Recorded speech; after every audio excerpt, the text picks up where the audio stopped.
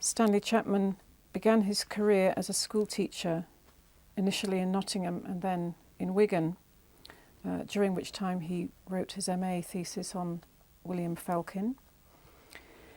He then went to the College of Education in Dudley, where he completed his PhD, part-time but still in 2 years, on the Midlands cotton spinners.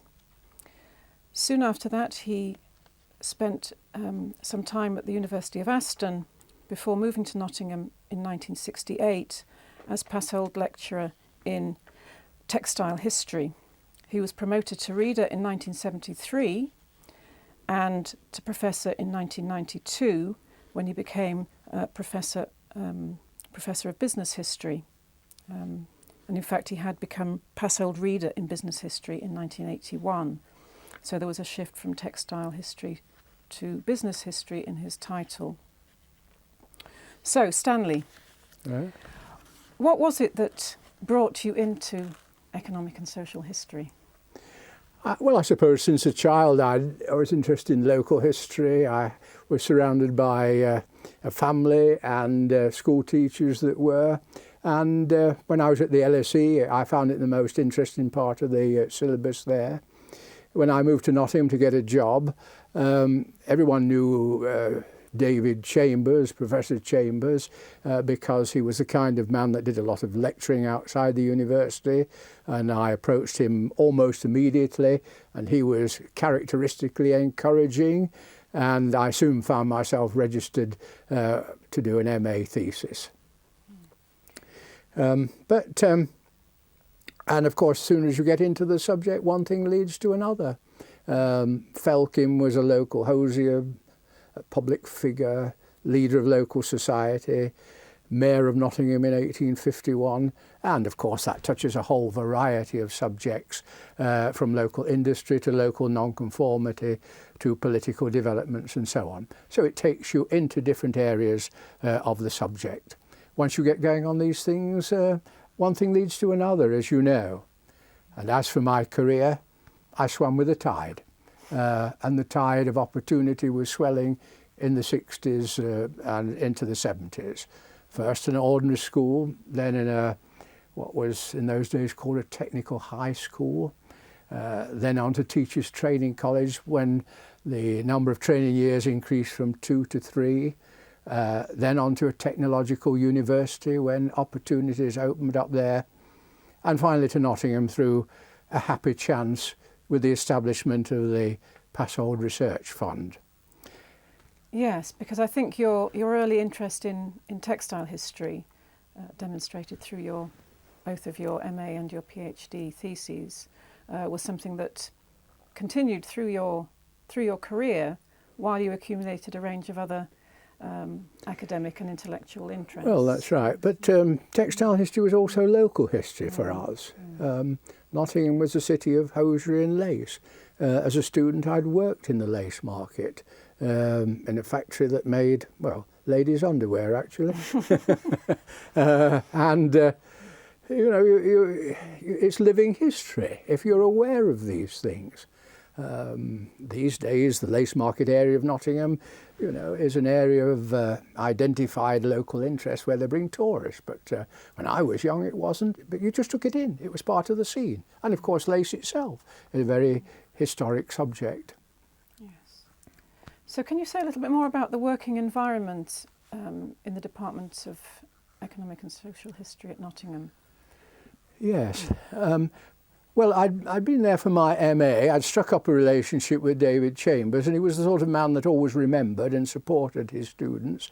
The MA that I did, he thought highly of, I have to say. I hope that doesn't sound too proud, but he always said it ought to have been really a PhD, you know, and he recommended it to his colleagues at that sort of level. So when it came to me seeking another job, he was behind me. And of course it's true in the academic business, you really need somebody that is prepared to speak up for you because there was always a lot of competition.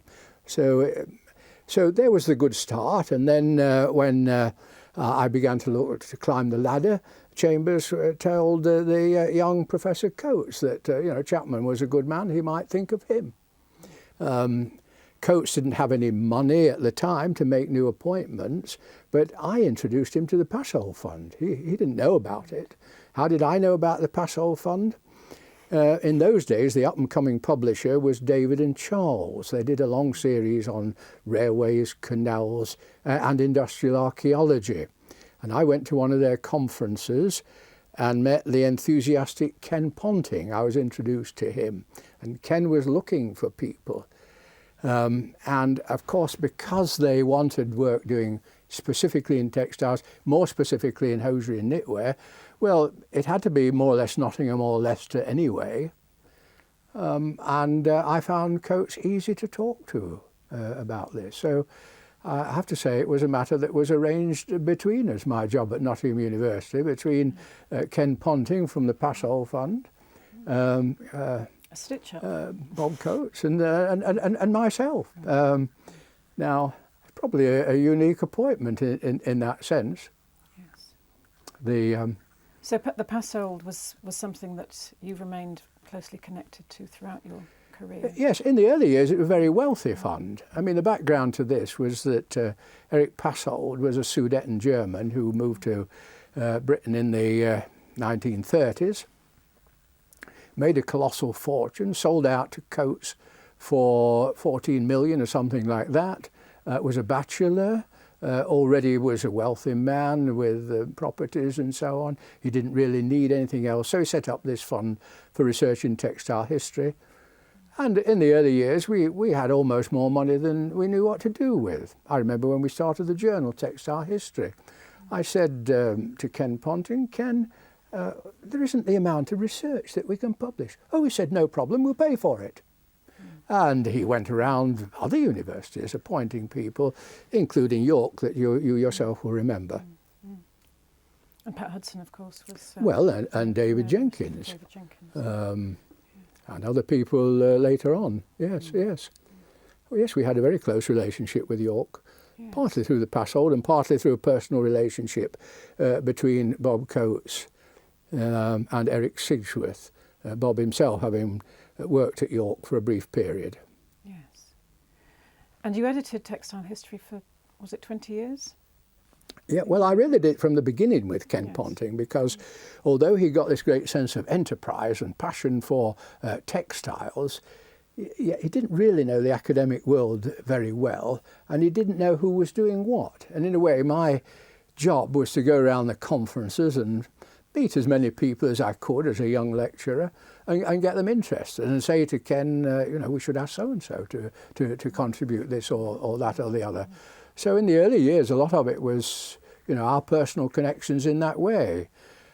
And after Ken died and I took full charge of the thing, that's the 20 years you're speaking of, after he died, well, I continued to do the same thing. You know, I go to conferences or meetings and listen to a promising young researcher and say, well, it'd be very interesting for our journal, you know. And as often as not, I would get a paper. And we produce, I hope, freshness and variety. Yes. A certain amount of stuff came in unsolicited, of course. I mean, you've talked a little bit about the support you received from members of the department at Nottingham, particularly David Chambers and then Bob Coates. I wonder also about people that you in turn have influenced, the research students that have come through your tutelage. Yeah, well, in terms of influencing me, David Chambers was always the kind of person that encouraged everyone, you know, however slight an article you might produce, if it was publishable, you pass it to David and he'll look at it and say, oh, isn't that interesting? Oh, that's wonderful what you found, you know. And even the beginner, you know, felt they were doing well when they were with him. He just had that way of encouraging people. The strength of Bob Coates was that he was so liberal and encouraging. You know, you did what you like within the bounds of the subject. So he was helpful in that way. Over the years, of course, I had what shall we say, a string of research students, some of whom went on to do well, not least yourself. Beverly Lemire, you know well, who edited Textile History before you. but a lot of others that you'll remember. Absolutely. So the research environment at Nottingham during the 1970s and 1980s was, would you call it a thriving, dynamic research environment for economics? The main advantage was that you were free to take all the initiatives you wanted to, and of course we were not overcommitted. We were a very small department. In those days we only had about 20 students. There was not too much burden of lecturing or tutoring. You had plenty of free time. The Passover Fund provided expenses to a certain extent. And later on I went out to firms, perhaps you'll come to that in a moment, but they too provided funding. So I didn't have a problem. I've remarked to you before, a little bit facetiously, but with a large element of truth, that we university lecturers, we're called upon to research and lead the research in our area, which sounds great, until you start thinking, how much funding have you got? And in arts and social sciences, there was often very little. If you took initiatives, though, in the 70s, there was money available in the Social Science Research Council. In fact, I remember Peter Mathias coming to an economic history conference somewhere in the early 70s and standing up to the whole group and saying, for God's sake, apply for this money. And so anybody with a worthwhile programme that sent it into the SSRC, as it was called at that time, probably found it easy to get a grant, and particularly if you've got a new methodology or approach. Yes. Which, well, I did by a number of chances, yes. Yes, I was going to ask you about methodology before perhaps I move on and ask you about your... Well, two things about this. Early on in my work in textile history, I got into capital formation, and I think I was the first professional academic to use the insurance records, certainly alongside David Jenkins, who was just a research student at York at that time. So we used that material to build up concepts of capital formation in the Industrial Revolution period. And that was a big theme in the early to mid 1970s, led by people like Sidney Pollard, for instance, at Sheffield, but to which a lot of us contributed at one time or another. The other element of methodology, as far as I was concerned, some of colleagues might even dispute that this is a methodology, but I learned early on that the delights of meeting people who could bring living history to light, as it were. Not merely the oral testimony, but what I call the transmitted oral testimony of my father used to tell me, or my father-in-law used to explain to me, or whatever it was. And at an early stage, I went to Boots. And Boots was for long, they were a very big firm, and its headquarters in Beeston was essentially a family sort of firm where people stayed all their lives, and where the people in charge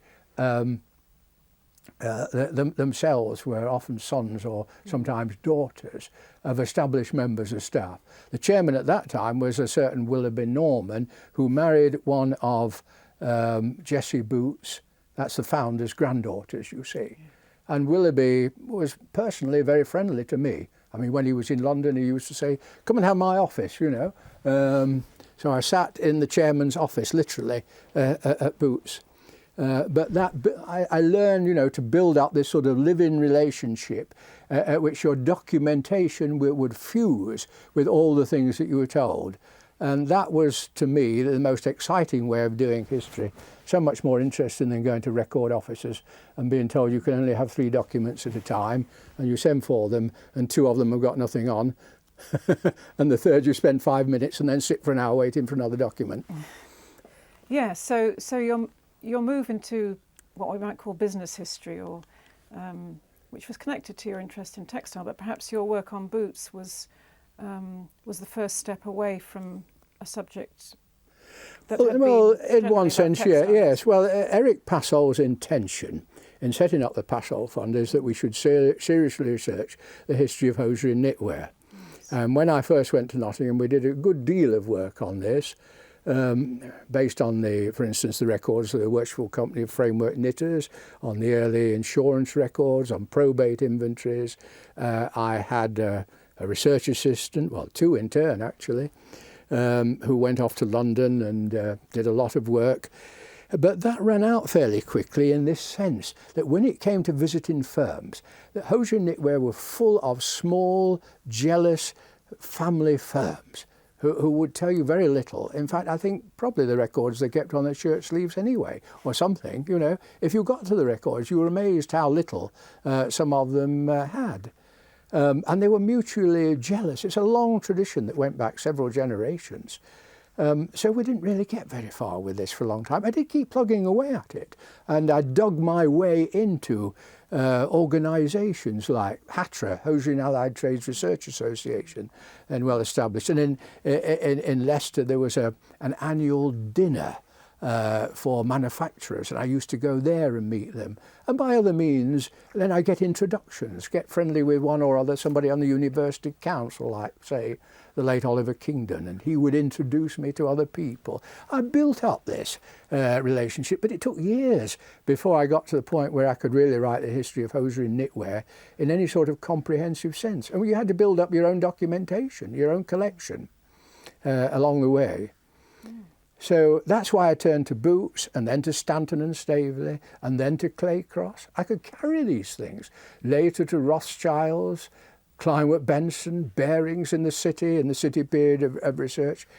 I could carry this. And of course, as you went along, you'd pick up stuff on textiles. You'd find new material, new angles as you went along. Yeah, so it's possible to identify, as you call them, these periods of your research, beginning with local and regional textile history, moving perhaps more firmly into business history more widely, which then took you into what you call the city period, where you looked at the merchant banking sector. But all the time, these are a cumulative process. You don't leave one behind. You carried each of your interests along. That's right.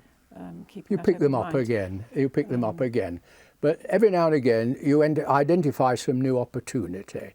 And the city period was a strong one, but again, it stemmed out of textiles. A friend of mine, an old friend, who local historian in Lancashire, Chris Aspin, wrote to me one Christmas and said, "Have you seen this Rothschild letter book at their Manchester office?" Goodness me, I didn't know there was such a thing. So I go hotfoot over to Manchester, see this thing, meet the local director, and it was full of letters from Rothschilds while they're in textiles in Manchester in the 1790s. So I said to the local director, "What's happened to the subsequent ones?" "Oh," he said, "I'm sure there'll be some, but you'll have to write to Lord Rothschild." Well, over many years, the Rothschilds have uniformly refused to let anybody whatsoever into their records. Even that distinguished Harvard academic, David Landis, who himself was of German Jewish background, had been refused point blank access to any papers, notwithstanding his work. However, that suddenly began to change because Lord Rothschild, the one of my younger generation, was a fellow of Trinity College, Cambridge, in his own right. And he was presently persuaded by Plum that he ought to open up the archives. And I just found this stuff at Manchester just at that moment. And I wrote to Lord Rothschild and said, "May I?" I can't say he was a friendly man, but he was professional. And he said, "Come over, Chapman, and I'll show you what you can do," you know. And they just appointed an archivist at that time. Coincidentally, one of my former research students, John Orbell, was appointed. I'd sent him up to the city, to the Bank of England and elsewhere as a research assistant.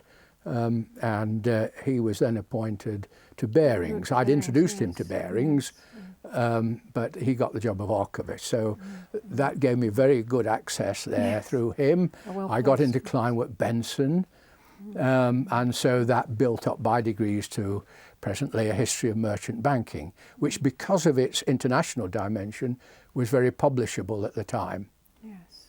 I mean, it strikes me that I was going to ask what what is your secret? Because you seem to have had an ability to perhaps not only seize opportunities, but sometimes to spot possible opportunities. And certainly your work has been characterised by a kind of entrepreneurial spirit that you also write about. I mean, I guess it's just about keeping your eyes open and your brain alert, and actually working hard to open up those opportunities. Well, Katrina, I like to think it's going out and meeting people, and writing to people and offering to see them. I think I learned a bit of this. I imbibed a bit of it from Ken Ponting. You see, Ken was before he always had academic interest, but essentially he was a salesman in wool. He had his family had a very substantial wool merchanting business in the west of England, and he travelled the country and travelled abroad buying wool and so on. Now Ken wasn't a natural. He had a bit of a stutter, and he had some, I don't know, what shall we say, distracting mannerisms. If you were talking to him, yes. I mean, he had a heart of gold. But you say, if you know somebody like that, well, if Ken can do this with so much success, I'm sure I can. You know. And so while a lot of my colleagues stuck to their desk or stayed in the record office, I was in my car or on the train to London or something. But essentially, I enjoyed it. You were out and about, but you also must have spent many hours at your desk, because your output is... Yes, but one of the things I found was that working with firms is your productivity is so much higher than traditional ways of doing it. I go to a firm and I remember my second phase in Boots. I said to the company secretary, I want such and such reports. He says, the filing cabinet's all along there, just help yourself. Oh, and there's the Xeroxing machine, help yourself. You have an afternoon out at a firm like that, where you can run your hand through a filing cabinet, take out the documents, Xerox them, and take them home. It's 10 or 50 times as productive as record office work. So I didn't work quite as hard as some people thought I did. I mean, I'm very happy that the legend be maintained that I work so hard. But it really wasn't so hard as people think. And then again, as I said to you earlier, in the 70s certainly and into the 80s, there was a lot of money about for research, and we had research assistants for a long time. In fact, I'm recalling now as I speak to you that briefly you were one of them. I remember you going up into Lancashire to do a bit of work when we had a little bit of money left off a grant and you were short for a time. And it was all very useful because it saved me trips to Manchester, but your home was there, so no problem. I remember doing a bit of work on the Chassagne and Chapman. Oh, well, that's a quite separate story. I was down in the record office, the old PRO I'm trying to say now, one day, and a man approached me who was an old German Jew from Augsburg. And before the war, yes, as long ago as that, he'd written a thesis on the German textile printer Schuler from Augsburg, who was a real continental pioneer. And in retirement, this man wanted me to go into partnership with him, and I did actually resist this for a time. There was more to it than that. Jacques Whitfield had no children and had lost all his family during the war. So it was just him and his wife. And if I was about the age to have been his son, I mean, he was born the same year as my mother, actually, I remember. And he wanted to, as it were, adopt me. And it was he that, with his knowledge of continental languages and energy, took me over to France and introduced me to the very youthful Chassagne at the time. And we went into partnership, and we were going to do this comparative study of the three great European textile printers. In fact, Whitfield never produced the stuff. His real name, by the way, was Weitzfelder. I went to New York and I stayed with him, and it was he that first introduced me at Harvard. one thing leads to another again. But that's one of those chance things in this life, that happen to you. Somebody just comes up to you. Oh, I don't know about that. Well, I'm sure it happens to you. I'm sure. Not very often. No. Well, that's very interesting. Perhaps just returning a little bit to your life in the department at Nottingham and the research environment and the idea of the separate economic and social history department. When you went there in 1968, its existence as an independent department was quite recent, I think. Yes. I mean, David Chambers had taken it out of history, but after a very long struggle. The then professor of history was a man called A.C. Wood, Alfred Cecil Wood, who was an old school Oxford academic. And that department of history was an old-fashioned department that modelled itself on Oxford, or thought it did. It was really an Oxford of long ago that it modelled itself on. And it was very stuffy and old-fashioned. And so that it was not, Wood himself did write numbers of things, but a lot of the people he pointed didn't even do that. So economic history broke away, but it came under the after Chambers retired, I'm trying to remember, about 1964, I think, something like that, and lived through to 1969, but it came under Bob Coates. And Bob was still very young, but had spent a lot of his earlier life in the States. He did his PhD at Johns Hopkins at Baltimore, and had that sort of open, exhibited the best features of American academic life. He was open, he was liberal, he was warm, he was informal. He encouraged you to fraternize with people, go to conferences, fraternize with people. He was always asking prominent academics over. They would stay at his house for the weekend. We'd have these Saturday morning seminars. You met a lot of people, and I very quickly found that in the academic business, most people are very friendly, and they have what I call a free market in knowledge. You start talking to people about what you're interested in, and they would tell you what they'd found in their respective researches, and often put you onto quite valuable leads.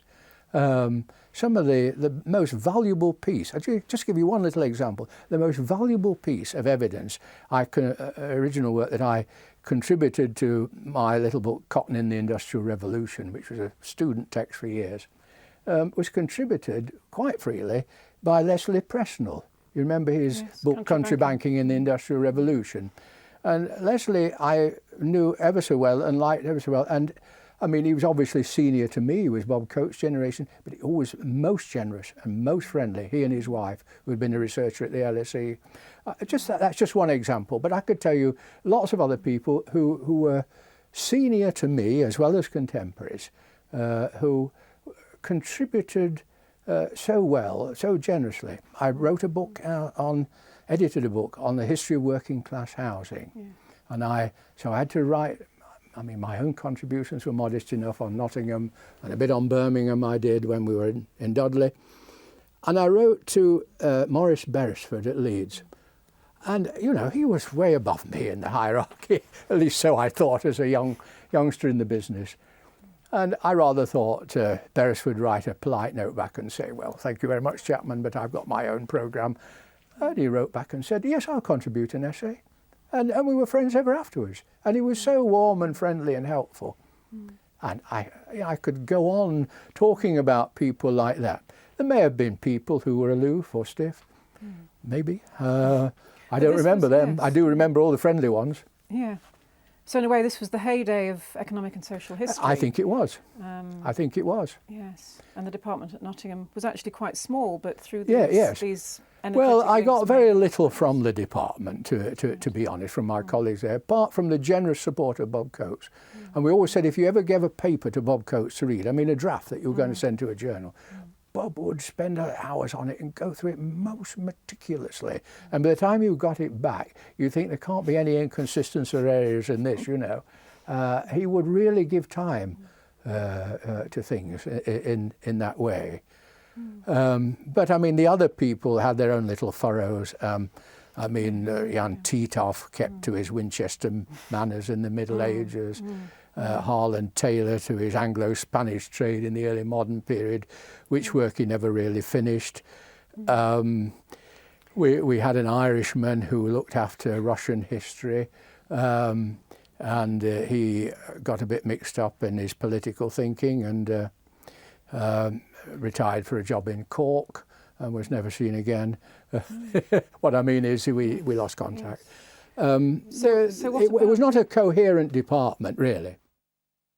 Stanley, we've already talked about your early career, some of your important contributions to the subject, your life in Nottingham, the heyday of the subject, the heyday of the department at Nottingham.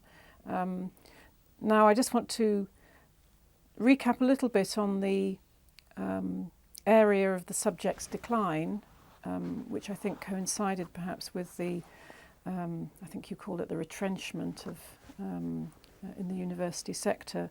And then I'd like to talk a little bit more about your role in the Economic History Society, your attendance at conferences that you remember and enjoy, and perhaps a little bit more about your contribution to the subject more widely, key works, and then finally I'd like to look at what you're currently working on, because I know that you're not going to stop thinking and writing. So we'll do those things. So first of all, then, we were just talking about how in the early 1980s the subject began to show signs of tension as people, not only in economic and social history, but other areas of academic work, felt pushed out. And this was the moment when the economic historians at Nottingham went back into the School of History, I think. Yes, well, when Bob Coates chose to take early retirement, I think he was about 57 at the time or something like that, he was not replaced. So that took the number in the department down to 5. They never held together well anyway, and they all pulled in different directions. Even before Coates had retired, I'd written a paper suggesting we rejoin up with history, as I saw this the only way forward. And it so happened about that time, the old Professor Ron Fryer retired, and a new man came in. Bill Doyle was brought from York to be professor. Bill had all sorts of criticisms about the history department. In fact, he never was reconciled to it. He went off shortly to Bristol, you may recall. But one of the things he did like was the idea that economic and social history rejoin with history.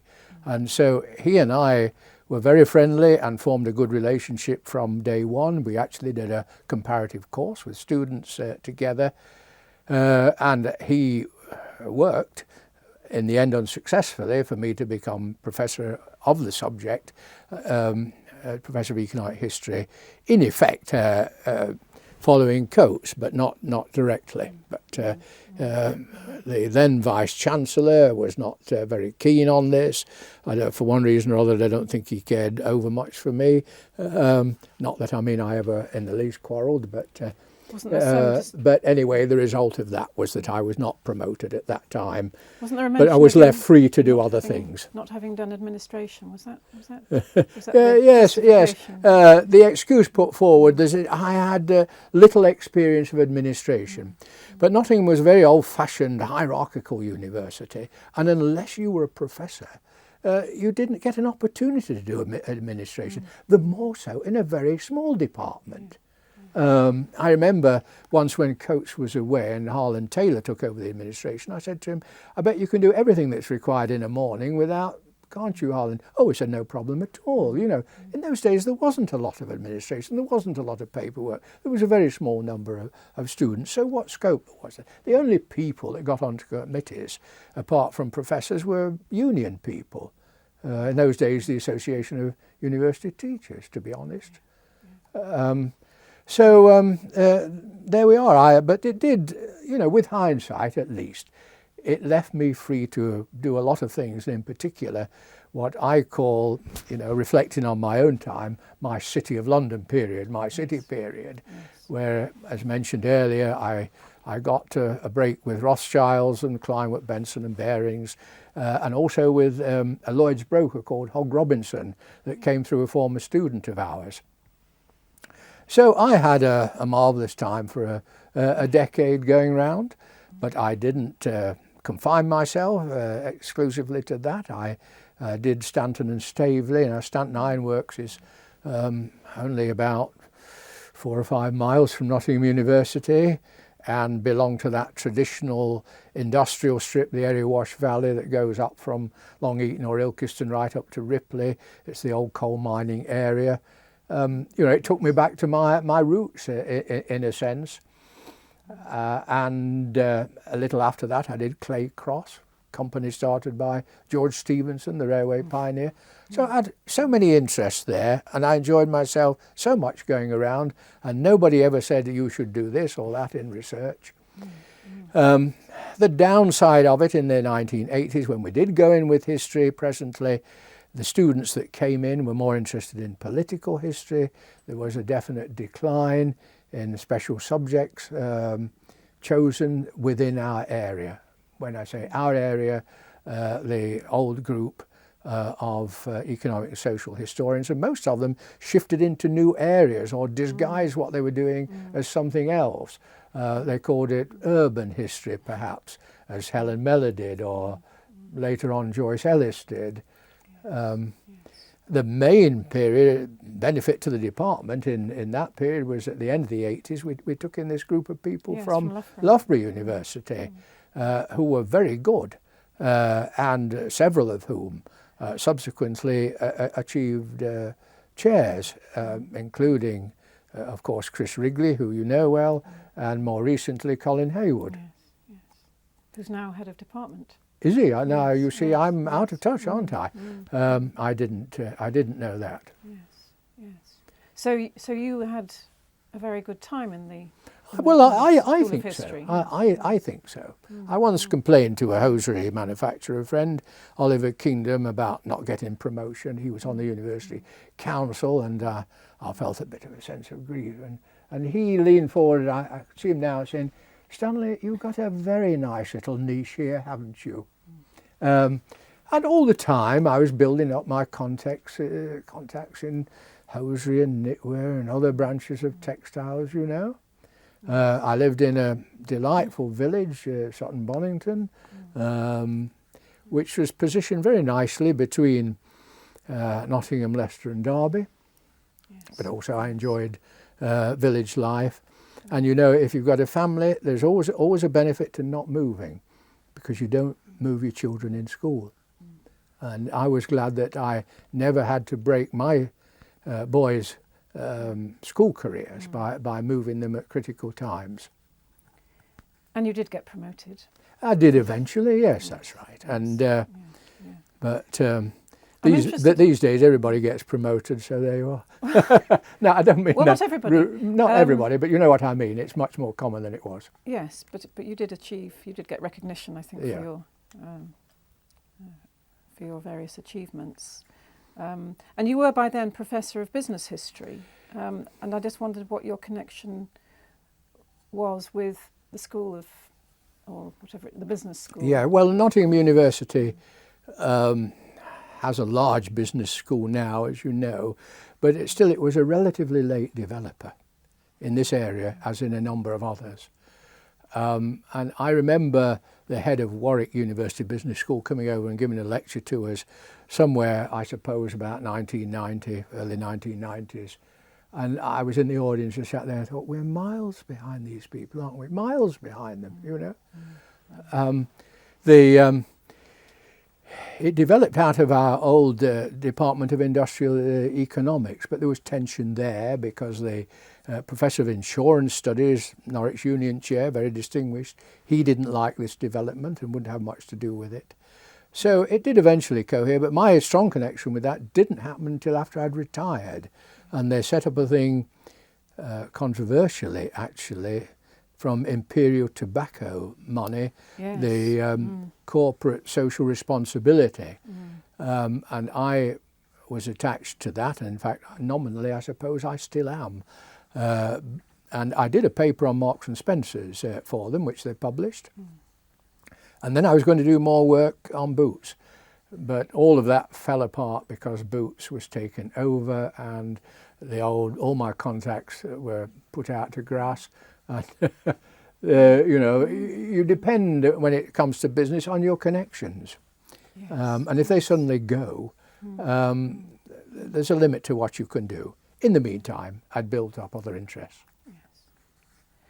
So can we say a little bit about your involvement with the Economic History Society? I think you've been a member for decades. Yes. As soon as I could afford to pay the subscription, which meant as soon as I finished as a student in 1957, I became a member, and I've been a member ever since. And certainly in the active days in the department, I used to go to the conferences practically every year. But not only that, in those days, in Bob Coates's heyday in the department, we would have regional conferences with Leicester University, Loughborough University, Sheffield, and get together at least twice a year for a day's work together. Coates himself was always very good at inviting people from the highest level, both American as well as British scholars. So over a period of time you got to know a lot of people, as I said earlier, and they were a major benefit to me in my career. If they knew collectively how much they contributed. But I mean, I pay tribute to a generous profession, which is so different when you start talking to other professions, which is so different, and it's the joy to me of working in this profession. I can remember when I was at Nottingham as a postgraduate, you were talking about Bob Coates bringing people over, and I seem to remember even the students were able to invite quite well-known people to come and speak Yes. to them. I remember Sidney Pollard coming and speaking to the students. He was the most sociable man in the business, wasn't he? He was a tall, very handsome man, am I right? I mean, I offer you that as a lady, whether you agree or not, but full of charm but very seriously involved in the subject, and often quite selflessly. I say, if he had a fault, he kept clearing off to the United States. I mean, that had benefits too. I mean, he would bring people to our university, or we'd meet them elsewhere. My first meeting with the distinguished Professor Landis from Harvard was when Bob Coates and I drove down to Cambridge and met him there, you know, and spent the day. And I subsequently went to Harvard and gave papers and so on. So it was a very sociable world in those days, but in a beneficial sense. Certainly that benefited me as a young scholar. But you never sought executive positions in the Economic History Society? Well, I'm afraid I didn't, no. I don't see myself as a great committee man. It involved at times a lot of travelling. I did, if I've got an excuse, and you may think it's not a very good one, but I did have a long responsibility to the Passol Research Fund. Of course, it had a director, but the director was essentially a businessman who didn't really know academia, and to a considerable degree relied on me for information and advice and connections and other things. I was not unique. I mean, in the early years, he was very friendly with people like Eric Sigsworth at York, for instance, just to name one. And of course, I got funding and support from them. But I felt, in a sense, over the years that I was wearing two hats. I did have my university job here and the kind of research here, but I also had this other hat, my responsibility to that fund, which at times, as I hope you'll agree, was very productive work, and all the connections it built up. And you haven't actually lost that connection? No, I'm what officially they call a member these days, which means I get a free dinner once a year. But no, much more importantly, I'm being facetious there, aren't I? But I have a good relationship with David Jenkins, the present chairman, and Pat Hodson, the director, who I've known for a long time, and of course their various predecessors. And I think you still play a part in the journal Textile History in terms of editorial advice. Well, I hope to continue to do so. Material, yes. Well, at lunchtime I've got a couple of other ideas to feed to you. I hope that you'll be interested in things we've been thinking about, yes. So in terms of your contribution to the discipline, however you conceptualise the discipline, what would you say were your key achievements in terms of perhaps either publication or other influences? What are you most proud of? That's a difficult one, isn't it? In terms of best-selling books, I already mentioned my Life of Jessie Boot. I perhaps already mentioned Cotton in the Industrial Revolution, which sold over many years and was translated into Japanese. Yes. I think I put it this way, that one of the things I noticed even as a student, but for a long time subsequently, that the leadership of our subject, intellectually speaking, for a long time came from the LSE. And the LSE from the time of T.S. Ashton and Arthur John and others was very much industry focused, about Ashton's books, but I mean, he spent most of his career, the creative part, in Manchester. Arthur John was focused on South Wales, and the people that followed them were very often north of England people, but they were interested in industry. But there was a yawning gap at the centre of the subject, I mean the City of London. And after that, mercantile enterprise, which was more largely focused on the city than the other ports. Of course, Liverpool and Hull and Glasgow were so important. But I mean, London was the big hole, so to speak, at the centre of our subject. So as I became established in the subject area, what I tried to do was to move in and fill those gaps. Specifically in banking, you see, we'd had Leslie Presnell's Country Banking, very distinguished, but that's published over 50 years ago now.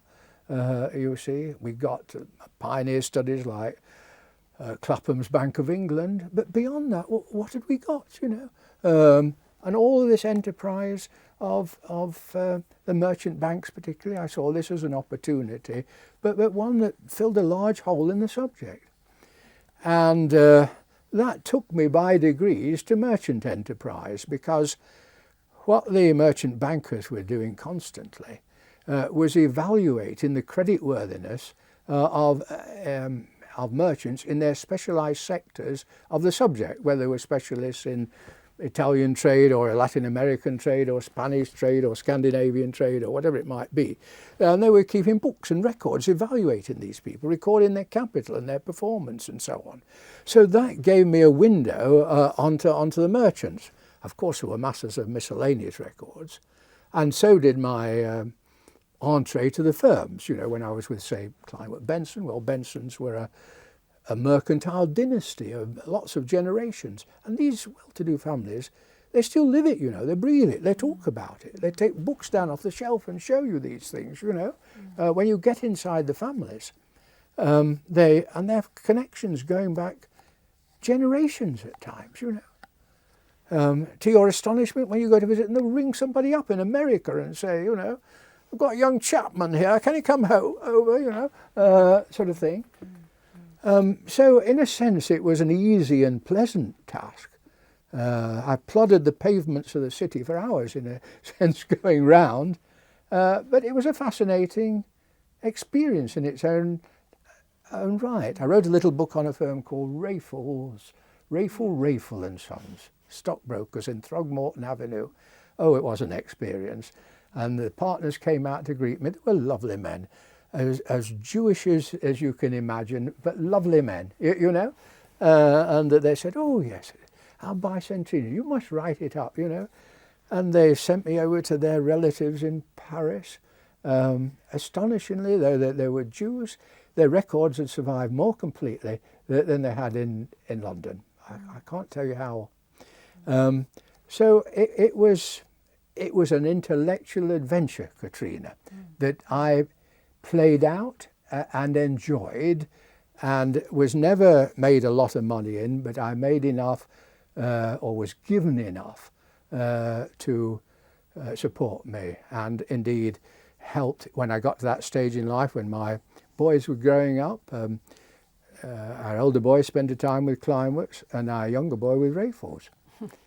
I mean, neither stayed in this, but I mean, it was as personal a relationship as that again, you see. And when you're a family man, that's you'll understand that's important. So those are the sorts of things. I mean, that's very interesting, because you talk about the leadership of the subject and the intellectual direction in which the subject goes, and in a way you see that as that was a contribution you made in terms of, I mean, it was partly identifying what you saw as a gap in the work that was being done. Yeah. I mean, do you see it also as having influenced work that's come along since? Oh, absolutely. I think I actually, to some degree, set a fashion in this, because subsequently various merchant banks commissioned histories. I've got a shelf full of history of merchant banks. I had to collect them because they didn't exist in the libraries, really they didn't. Even the best libraries, you know, like the LSE one. I've got 30 odd of them, and I was going through them the other day, and a lot of them were written in the 1980s. And I think it, it followed from what I was doing. People built up connections with these various firms. Sadly, our own attempt to do a history of Climeworks Benson came unstuck. But that's another story. That's because the young woman research student who did it really, I think she did a good PhD thesis, and this is Stephanie Diaper, and so did Leslie Presnell, but the firm didn't want to follow it up at the time, so there you are. And they asked a relative to do it. But I certainly wrote numbers of things about Rothschilds directly, as well as about the totality of this. But above all, it was a very enriching experience in what I saw as a new sector of the subject. Subsequently, the people at Leicester University established a journal of financial history, didn't they, to which I contributed in its very early stages. But I mean, all of that was pretty new at the time. So I mean, that's the way I see it. But I mean, as I say, I continued to do these things in the region, and there came a point, not until after I retired, when I was able finally to do the history of hosiery and knitwear, which I'd promised the Passol Fund when I'd been appointed 30 years before. They were very patient with me, but of course they understood just how difficult it was. In the meantime, I did bring into Nottingham University archives here whole collections of records. One of the, in a way, nicest things that were ever said to me, it wasn't intended quite as a compliment, was by the archivist here at Nottingham University. She said to me, "You know, you've changed the whole shape of our collections." Meaning I brought in so many business history records into the archive. Previously, it had all been aristocratic estate records, you see. A few trade union bits and this and that, but I was able to build it up. But I say, building up from the very, very foundations, it took a long time, but so perseverance is another of your characteristics, I think. Perseverance, you say? Yeah. Well, in the Smilesian tradition. I mean, yes. Perhaps we can just look a little bit at what you're working on now, because you've throughout your career, it seems that you've had you talked earlier about swimming with the tide, but actually I think you're more of a trendsetter in some ways, and as you say, you've offered leadership and direction to the subject. Do you think you're still doing that to an extent? In a small degree. When I spoke of swimming with the tide, I mean, it was a matter of job opportunity, I think. That in your early career, why did I go to Aston, or why did I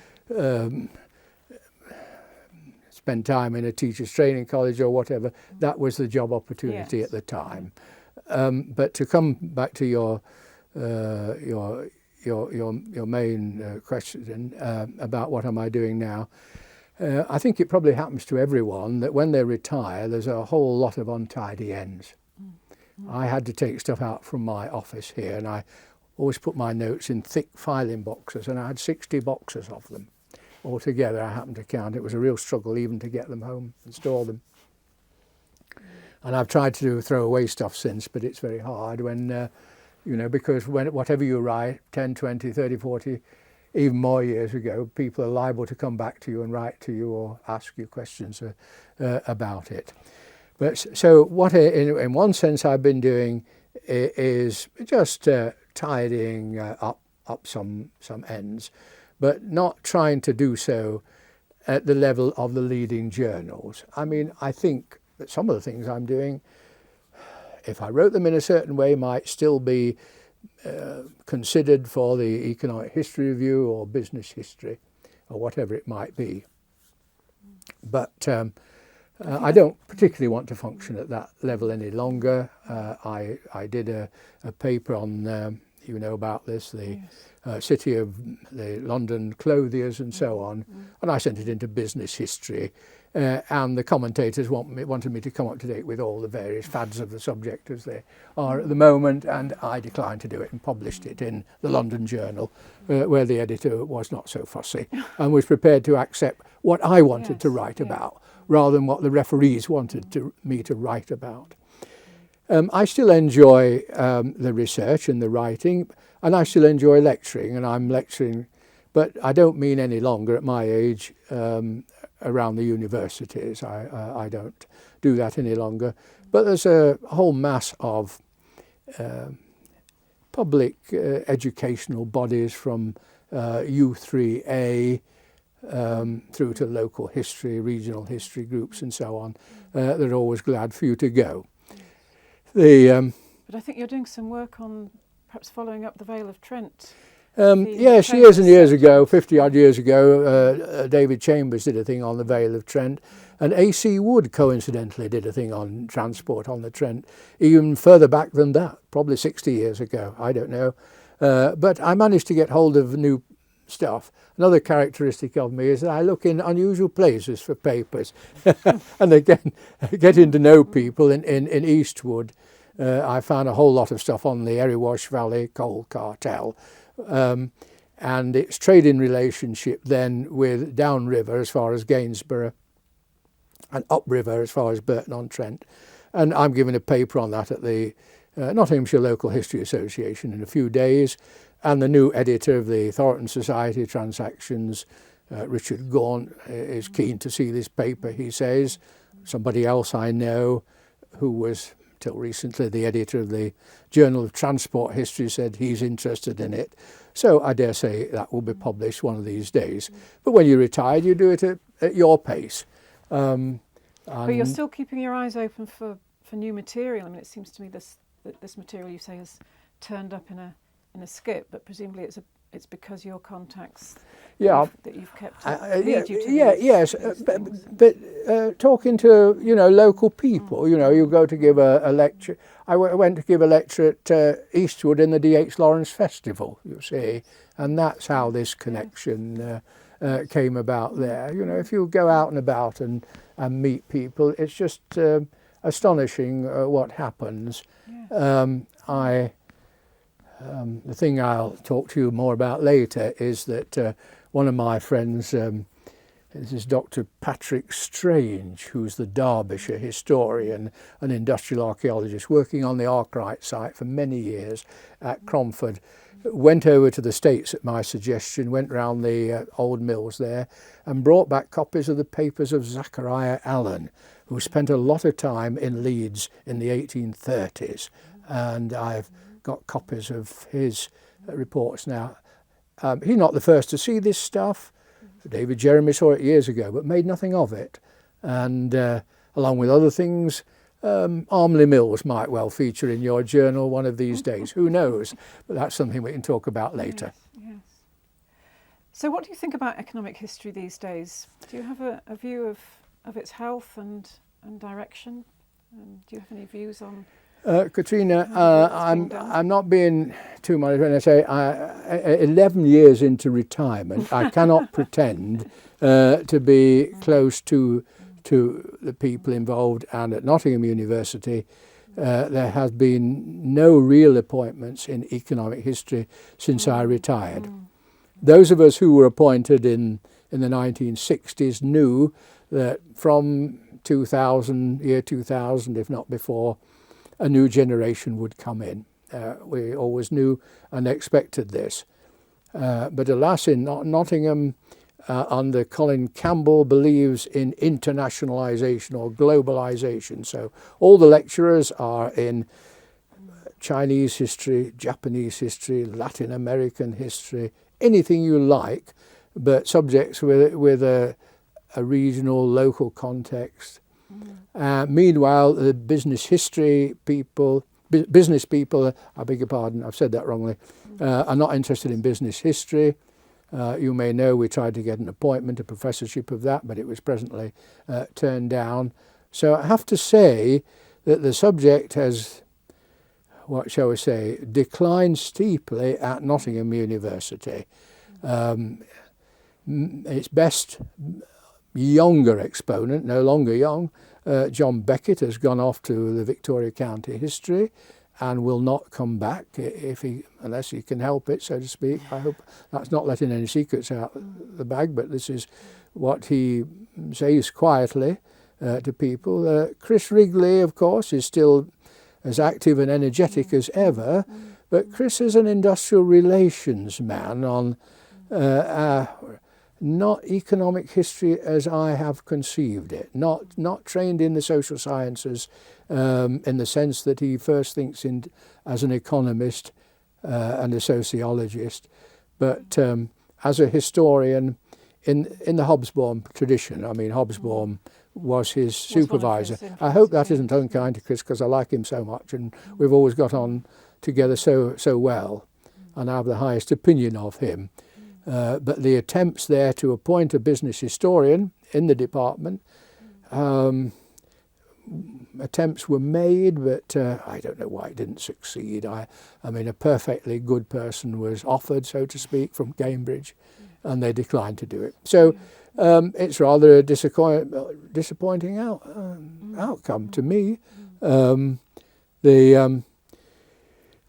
There's a young woman appointed, I don't even know her, who's a specialist in the history of slavery, that is the thing at the moment. And I pointed out to them that I know of private papers in a home not far from here, country house, private letters relating to one of the principal anti-slavers, John Newton. So you're still encouraging, and they don't want to know. Could you just tell us a little bit more about the work on Southall that you're currently, is it completed? Yeah, well, I'm enjoying myself there as much as I did when I was working. But the best thing we've done is a new history of Southall, some 200, 250 pages long, where I've got a team of people together and persuaded them to work together and had the joy of showing people who've never written history before how to do it. And with some encouragement and editing and so on, we produced a book that sold 500 copies within the month and is still selling. And now we're going on to do something else. Take too long to tell you about, but it's 900 years since the establishment of Southall Minster, and we're doing a sequence of talks on that, which we shall probably edit for publication. So just the sort of things that I did all those years, in a way, I'm still doing, but in a rather quieter way. And of course, I don't travel so much these days. So maybe another bestseller coming along. Well, hardly. But as you say, life hasn't changed that much even after retirement for you, and you're continuing just as you started. And thank you very much for sharing all that with us. My pleasure.